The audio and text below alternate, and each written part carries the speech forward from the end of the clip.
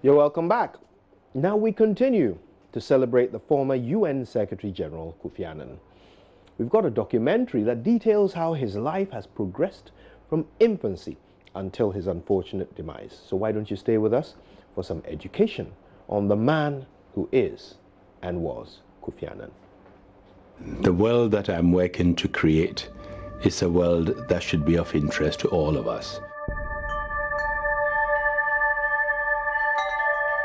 I'm working to create a world that is stable, that is peaceful, where we as human beings realize that we cannot consume the resources of the world the way we are doing, as if there's no tomorrow. That's the man, Kofi Annan, declaring his vision for the world, a vision to protect the dignity of humanity.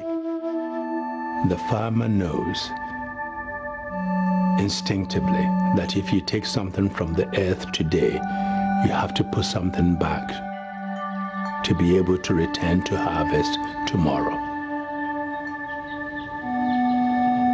Somehow, when we move to the city, we lose that instinct.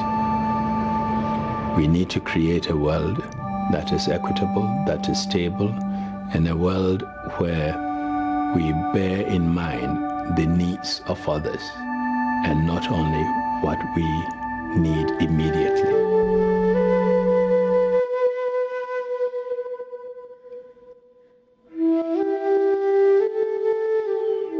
But this vision about the world seems to have started a long time ago, here in Ghana, West Africa. Kofi Annan was born on April 8, 1939 in Kumasi, Ghana, to an elite family. His father, Henry Reginald Anashanti, and his mother, Victoria Annan Efante. Kofi Annan attended Asim Boys Junior Secondary School and later, in 1953, the Infantipim Senior Secondary School, Cape Coast, where his future as a diplomat will be crafted.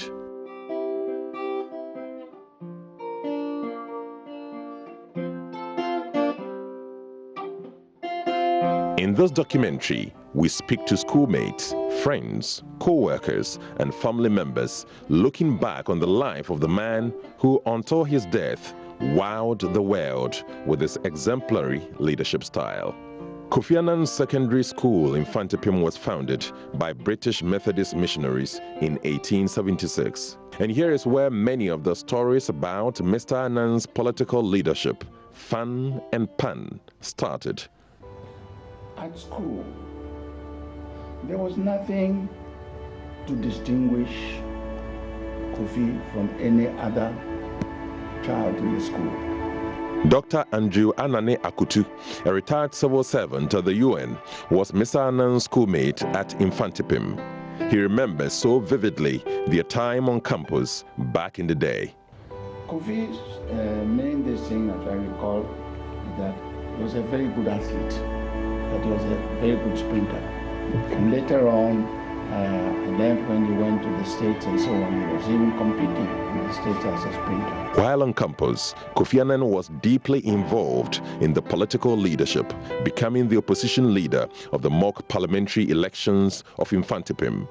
That earned him the nickname Domo. From mock political parties and elected members to assemblies and so on. And Kofi was elected the deputy leader of the opposition. And in those days, opposition people were called generally Domo. So Kofi acquired the nickname Domo up till his passing. Amongst our close friends, we called him Domo. And this was at a time the Gold Coast was working to seek independence from Britain, a time of increased optimism about Ghana's political future led by Ghanaians. Under the leadership of Kwame Nkrumah, a movement for independence was gaining ground, and by 1957, Ghana had become the first British African colony to gain independence. You may remember that during those middle 50s, most children at secondary schools and everywhere, we were all highly aware of the political activities and movements that were taking place in and around us at the national, regional level. And so, growing up in Kumasi, we could not possibly have missed could not have been unaware of the political movements there between the Kwame Nkrumah's movement and the Ashanti, this thing for separation, regional, and so on. But this active involvement in politics on campus would not translate into dabbling in politics at the national level.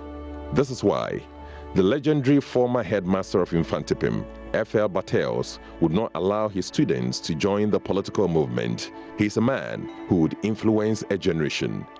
F.L. Bartels instilled in his students greater discipline. Ambassador Patrick Hayford was Director for Regional and African Affairs in the Executive Office of the UN Secretary General. As an old boy of Infantipim himself, Ambassador Hayford believes the influence of F.L. Bartels helped shape the character of Kofi Annan. And he was a wonderful educationist who helped to instill these values of discipline and honesty and integrity, but above all, public service. He helped to instill this in his students, including in Mr. Kofi Annan. And Mr. Annan often spoke of the influence of Mr. F.L. Bartels. One of Kofi Annan's noticeable achievements at Infantipim was to lead a protest against poor quality of food in the dining hall. He happened to be the leader of a small group of students who were protesting perhaps more loudly than others. And this came to the notice of the headmaster, Bartels. F.L. Bartels then called him to his office and said, "I understand you have something to do with all this strike nonsense. If you have an issue to discuss, come to me and we'll discuss it man to man. You are reasonably intelligent. Given the chance, you may become a useful member of society." That was the prophecy. Kofi would then work towards translating this into reality. He left Infantipim after F.L. Bartels failed to promote him to sixth form because Mr. Annan's performance was not stellar. Kofi later entered the new Kumasi Institute of Science and Technology, a British-operated technical college. Here too, his instinctive sense of leadership would make him the president of the Ghana National Students' Union. During a visit to Sierra Leone, he was spotted by executives of the Ford Foundation on a talent scout. In 1959, Kofi Annan studied at the McAllister College, a small liberal arts college in St. Paul, Minnesota. At McAllister, Mr. Annan was easily noticeable. He was a good debater and delivered various speeches about the need for the West to support Africa, a continent trying to pull itself out of the woods. After McAllister, Kofi Annan joined the United Nations in 1962 and would make his way upward through the system. His specialties included people management, a skill his friend and former director for Africa and Regional Affairs in the Executive Office of the UN Secretary General, Ambassador Hayford, says Mr. Annan demonstrated strongly while in Infantipim. Infantipim has a long and proud tradition of public service. We were all taught and encouraged to go into public service because it was a duty. And I think it came out of the Christian Methodist ethos, that we are here not for ourselves, but to serve others and the Almighty. But the skill and his expertise in budgeting were vital at the UN. He had to stay in Geneva, and it was during this period in Geneva that Kofi Annan would find love.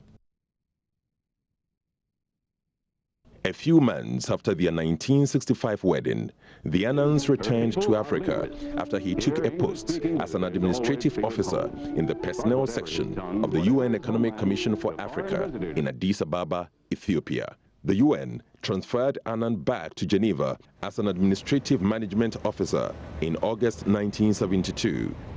Annan changed career and returned to Ghana, but left 2 years later to the United Nations. In 15 years of marriage, he had moved for work or study from Geneva to Addis Ababa to New York to Addis Ababa to Cambridge to Addis Ababa to Accra, Ismailia, and New York. a situation that complicated his marriage. The couple would later separate and divorce. In 1981, Annan met Swedish lawyer Nan at a friend's party in Geneva. Nan was working at the UNHCR, Annan's new workplace. After the divorce from Titi was finalized, Kofi married Nan, with whom he moved to New York. Kofi Annan became the Under-Secretary General in charge of the Department of Peacekeeping Operations after a stellar performance at the UN. He had become someone whom world leaders across the board respected, admired, and somebody who was looked to in a world where there are so many problems, so many challenges. He used to say, problems without passports. There are so many problems in the world today that no one country, no one leader can tackle. On January 2, 1997, Kofi Annan assumed the role of Secretary General of the United Nations. I, Kofi Annan. I, Kofi Annan. Solemnly swear. Solemnly swear. To exercise in all loyalty. To exercise in all loyalty. Discretion and conscience. Discretion and conscience. The functions entrusted to me. The functions entrusted to me. As Secretary General of the United Nations. As Secretary General of the United Nations. To discharge these functions. To discharge these functions. And regulate my conduct. And regulate my conduct. With the interest. With the interest. Of the United Nations only in view. Of the United Nations only in view. He was the 7th Secretary General of the UN in his 52 years, the first black African to occupy the position and the first to rise from the ranks of the UN Secretariat. Because of his own personality, because of his own approach, very gentle, very courteous, but also very determined. People forget. Beneath that gentle personality, there was a lot of steel, there was a lot of strength and determination and tenacity in what he did. In 2001, in its centennial year, the Nobel Committee decided that the Peace Prize was to be divided between the United Nations and Kofi Annan.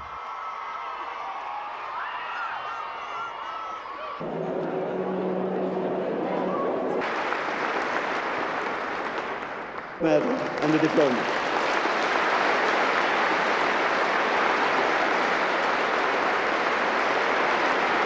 Annan was awarded the Peace Prize for having revitalized the UN and for having given priority to human rights. But Mr. Annan came at a time the United States of America was poised to remove Iraqi leader Saddam Hussein, a man the US considered a brutal dictator hoarding weapons of mass destruction. My fellow citizens, events in Iraq have now reached the final days of decision. For more than a decade, the United States and other nations have pursued patient and honorable efforts to disarm the Iraqi regime without war. Annan flew to Baghdad in attempts to find a peaceful resolution. It's been a long time, and I'm now back in Baghdad on a very important mission. In fact, I describe it as a sacred duty.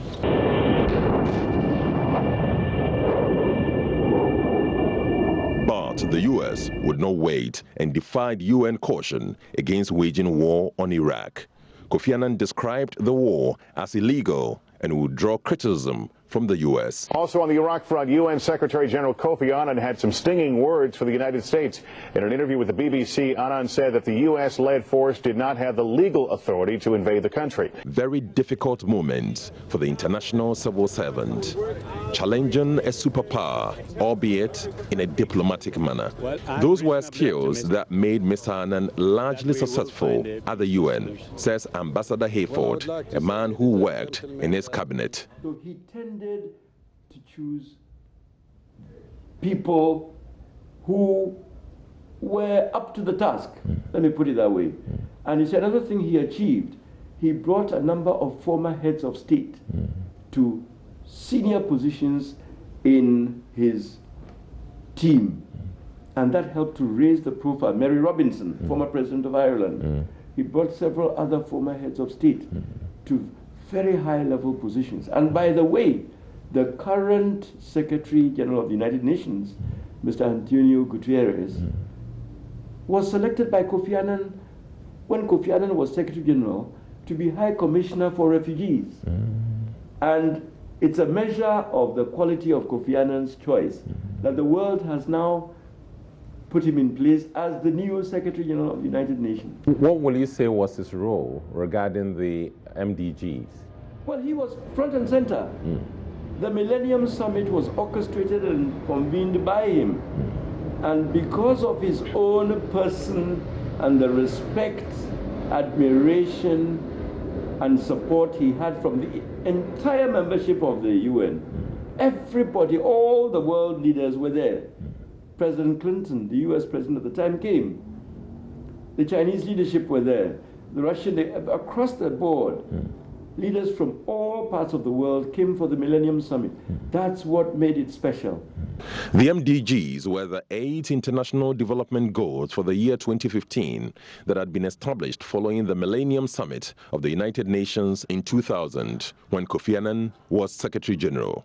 All 191 UN member states at the time and at least 22 international organizations committed to help achieve these goals.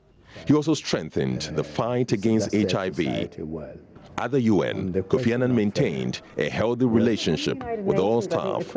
Ambassador William Brandford remembers so well how warmly Mr. Annan related to him during a trip to Bonn, Germany. He had just been appointed and he came on a tour of a number of cities in Europe, including Bonn. So this was in 1997. My ambassador at the time was Ambassador Nipa. And Ambassador Nipa is a product of Mfanspim. So when I heard that Kofi Annan was coming to town, we had to use mobile connections for me to be smuggled literally into the meeting at which Kofi Annan was going to be present. And we had a nice time together, 3 mobile products at one time, standing next to each other and remembering days at our school. But one revelation would crack him. His son, Kojo Annan, was implicated in the infamously corrupt Food for Oil program that was initiated to help the Iraqi population during the period of sanctions against Saddam Hussein. Kofi Annan appointed the independent Volcker Commission to look into the matter. The commission discovered that although Kojo Annan's company, Cotecna, had been awarded a UN contract, there was no wrongdoing on the part of his father, the Secretary General Kofi Annan.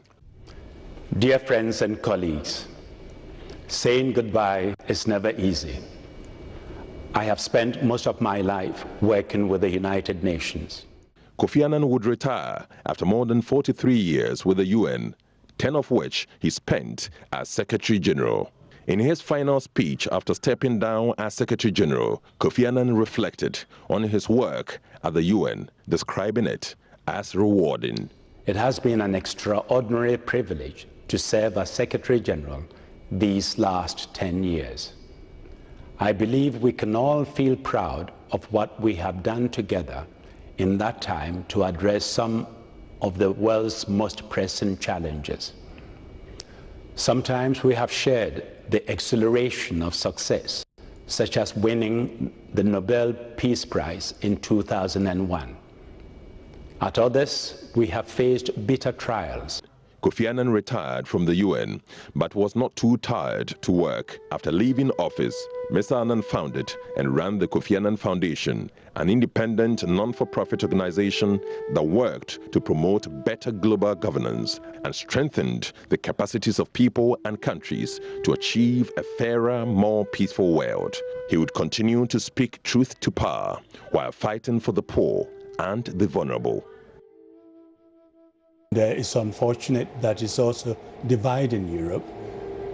We all have responsibility to assist refugees.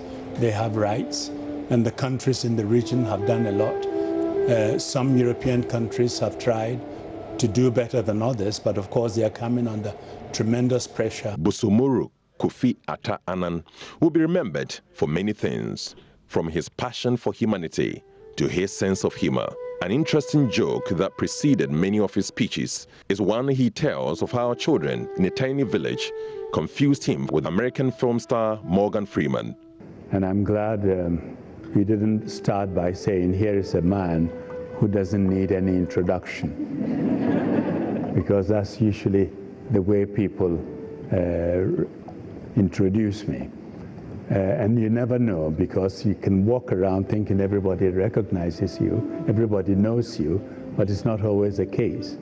When I stepped down as Secretary General, I decided I was very tired, and both Nan and my wife were both very tired. And I see some of my friends here, Edward Mortimer, were all very tired after that period. So we decided we were going to take a rest. So we borrowed a friend's house in the Como region in Italy. It was adjacent to a forest, and so we can walk into the forest, get some exercise without exposing ourselves, because we wanted really to be incognito. So we said no radio, no television, no newspapers. And I was determined to do this for 3 months. But after 6 weeks, I was getting bored, and I said, let's go and get a newspaper. So we walked into a shop, and within minutes, a group of men at the corners stared at us, and one broke away and made for us. So I turned to my wife and said, we have 6 weeks to go, and we've broken our cover. How are we going to manage the village? By then, the fellow was on top of me, and he put his hand out and said, Morgan Freeman.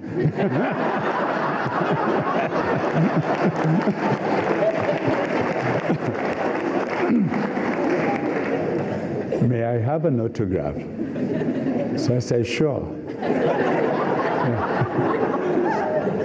So I signed K. Freeman. He was very happy.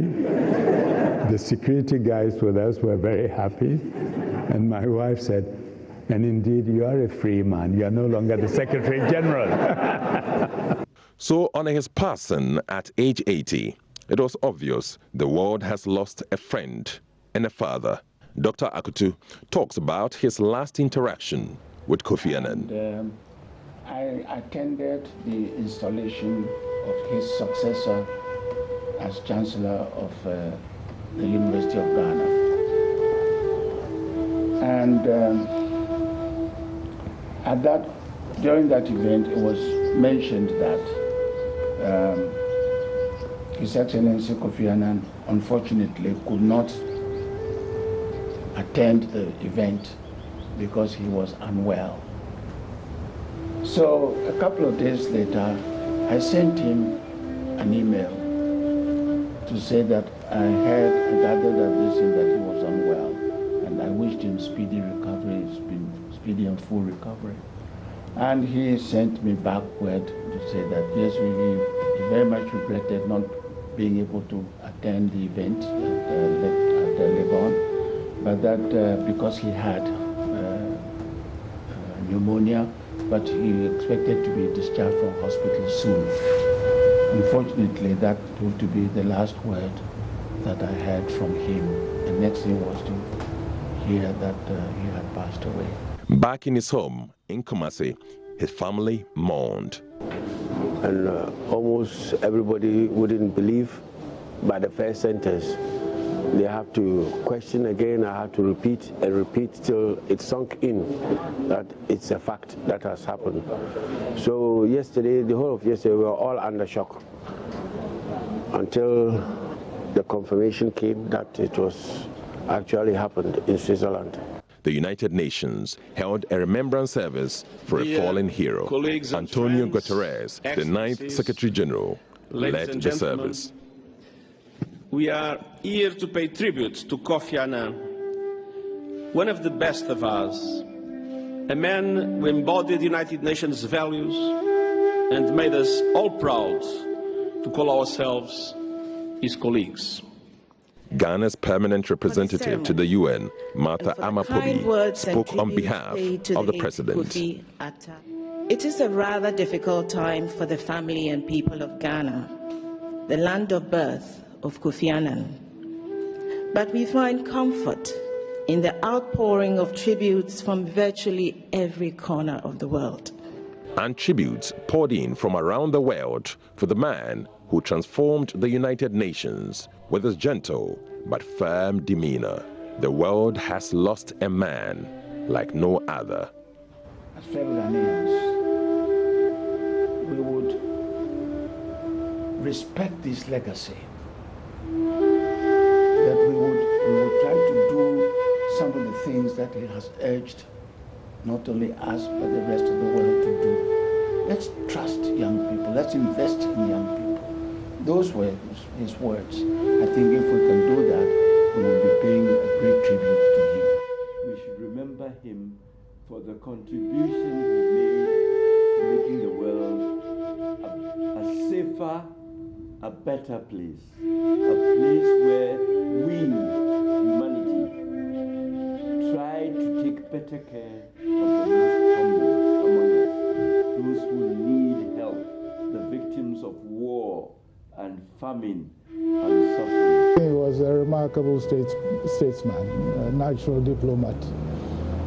I think the world will remember him for all these qualities. He was a fantastic icon for Ghana. So we in Ghana should try and emulate what he stood for. We should try and get our children to get to know what he did.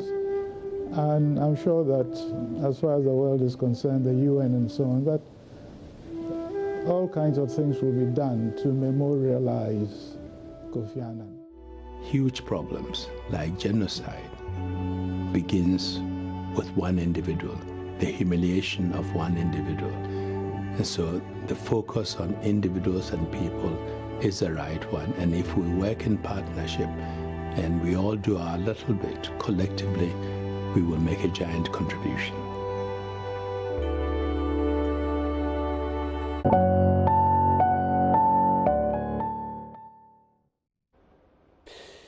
Well, that was quite moving. Of course, we still have lots more to bring you. We'll bring you coverage from the Accra International Conference Center, where Kofi Annan's remains have been laid to rest, and of course, members of parliament, top echelons in society, ministers, chiefs, will be filing past the remains of the former UN Secretary General. Today, Mama V. Owusu-Aboagye and the rest of the team will bring you live coverage from that venue. Stay with us for that. Right, now, why don't we read some of the messages and tributes that have been coming through for the great man.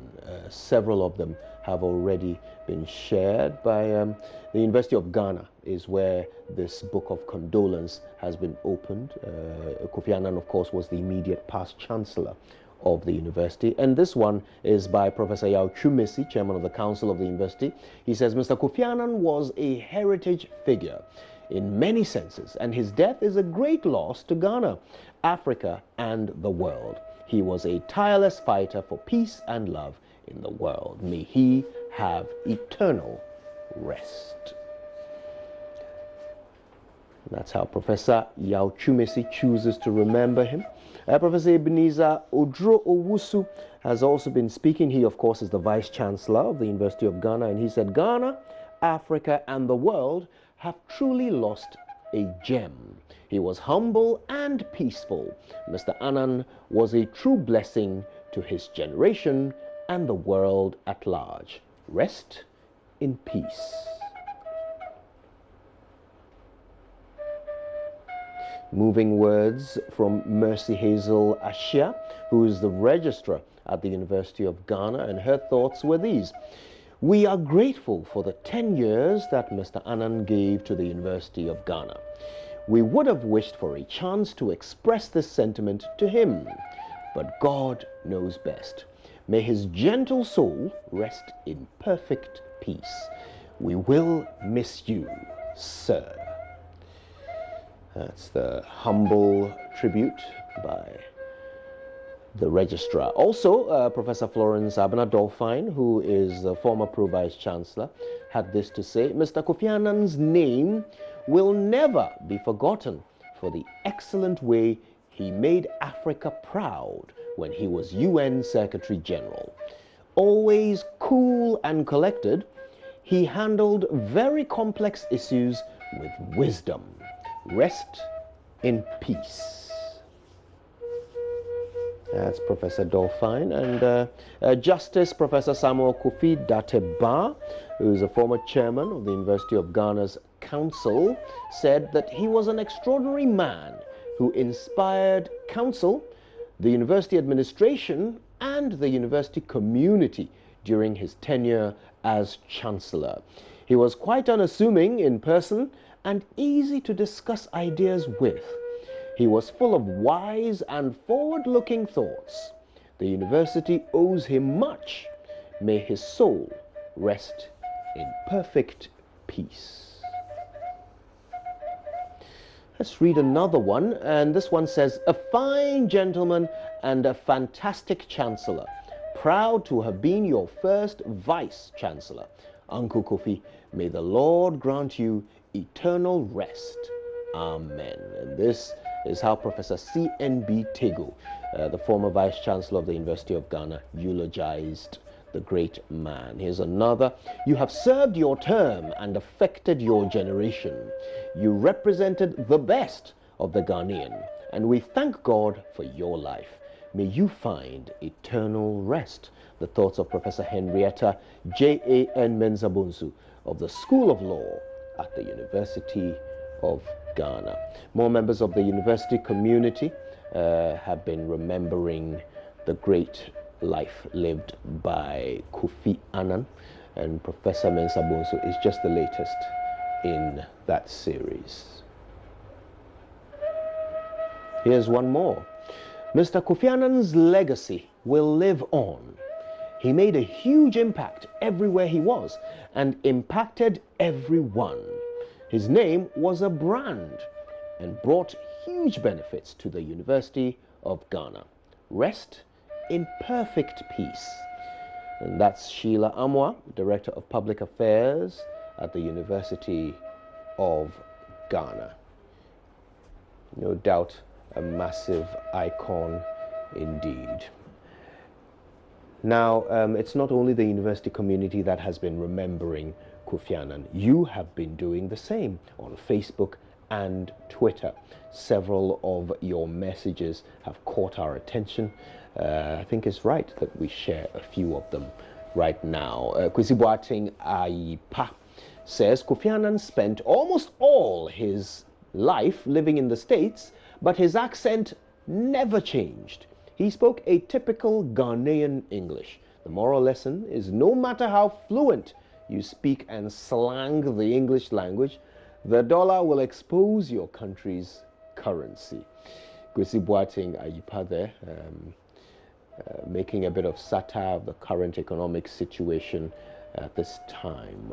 Bayer Jeremiah says, at the mention of the name Kofi Annan, I remember Rwanda genocide, Osama bin Laden, and Saddam Hussein's times. Where Rwanda was and where it is now tells me what Kofi Annan did in the area of bringing peace into some parts of the world, precisely African. He is the peace growth pole for the world. I don't believe that he's dead, because when I got to AICC, I only saw a casket and not his remains. Where are his remains, please? And more from Kwesi Boateng Ayipa. Kofi Annan spent almost all his life living in the States. I think we've read this one already. Walanyo Akwetia says, I can only remember when Osama bin Laden, the late, was warning Ghana to advise His Excellency Kofi Annan to stay away from him and America riot. Okay. Eric Commodore says, wish you could have lived longer so that you would have been laid in state at the Holy Cathedral, yet to be built. God loves you more. The cathedral will be a national asset for such an occasion like this. Moreover, it will be good grounds to host a Glow quarterly and annual prayers. That's Eric Commodore looking forward to a cathedral. Chemical Ali says, he is a great guy. Something tells me this is not the same Chemical Ali from Iraq. Ingisa Emmanuel Kwesi says, he was a humble man, but there is one fight I wish he could finish: the legalization of marijuana. Yeah, so that is not a fight he was able to finish. And Facebook has even more of these comments. But guess where else Kofi Annan is a big deal? Twitter. He's trending currently, with so many of you speaking your minds about what he meant to you and who he was to you and, of course, the people of Ghana. Let's check out a few of your tweets. This one is by Ashesi University, and they quote Kofi Annan by saying, "To live is to choose, but to choose well, you must know who you are and what you stand for, where you want to go, and why you want to get there." Kofi Annan, of course, said that, and there is a very nice picture of the man himself accompanying that Ashesi University tweet. There are more. Let's see what else Twitter has been saying. Verakwa Kofi had this to say: "Funeral activities for the late former UN Secretary General Kofi Annan have begun in Accra, Ghana. His body is laying in state to allow people to pay their respects. World leaders, past and present, and royalty are expected to attend his state burial on Thursday." And there is a report accompanying that. Gary Al Smith, our very own Gary Al Smith, said, "Apparently, the Crop Research Institute are naming a variety of sweet potato after Kofi Annan. So, me, have you got yam and chicken? Waiter, sorry, it's finished. Me, what do you have then? Waiter, Kofi Annan and pork." And of course, that's a way to remember him with a smile, and he uses the hashtag "couldn't help it." There are more memories passing through our feed of Kofi Annan, and this one is by the Ministry of Information. They say the general public on Tuesday, September 11, 2018, paid their last respects to the late former United Nations General Secretary, Mr. Kofi Annan, at the Accra International Conference Center. The hashtag is RIP Kofi Annan. There's a picture there of members of the public as they walk past the closed casket of Kofi Annan, which is currently in state at the Accra International Conference Center. So many more of your tweets regarding the great man. Louise Christiana Ronaida says, "Who else thinks Hollywood should make a movie about Kofi Annan starring Morgan Freeman as Kofi Annan?" I have a feeling that conversation has already started in the hallowed halls of Hollywood. I wonder whether that will come to pass. Morgan Freeman has already successfully played one African hero, Nelson Mandela. Who knows, maybe this might be his next. Kingsley Mogalu says, "The president of Ghana, Nana Akufo-Addo, invites Kingsley Mogalu, YPP presidential candidate, to the state funeral of former United Nations Secretary General Kofi Annan." Hashtag it is time. And Mogalu puts some pictures that he took with Kofi Annan together with this particular tweet. Lexis, in this case, Lexis, says, "I don't think as a nation we have come to truly understand the importance of Kofi Annan. The man was the figurehead in major international conflicts. He was the UN, literally, one of the most powerful leaders in the world. His legacy deserves to be highly celebrated here." And this is something that we're hearing more and more of in recent days, how important Kofi Annan's role on the world stage was, and how Ghanaians should not lose the opportunity to celebrate him. Sath says, "Here's a little compilation of all the finished Kofi commissions I've done so far. I'm really glad to have been able to do so many. It's helped me learn a lot about my art programs, and I can see how things changed even from the short time frame from first to latest." I don't think this is to do with Kofi Annan, but I think because of the word Kofi, this has ended up in our feed. And there's a great picture of Kofi Annan playing football, which we've just gone past. But the newspapers are all about Kofi Annan, unsurprisingly. So there'll be even more of the thoughts and views of people following the death of Kofi Annan right here on the AM show and beyond on the Joy News channel. We will be bringing you live coverage of what's happening at the Accra International Conference Center. Today, it's the turn of the dignitaries to file past the body, so MPs, ministers of state, chiefs, and other leaders will be taking the opportunity to say goodbye to the great man at the Accra International Conference Center. Mama V is standing by, and soon we'll be bringing you some live coverage from that venue. So you know what to do. Absolutely nothing. Stay where you are. We'll be back after these.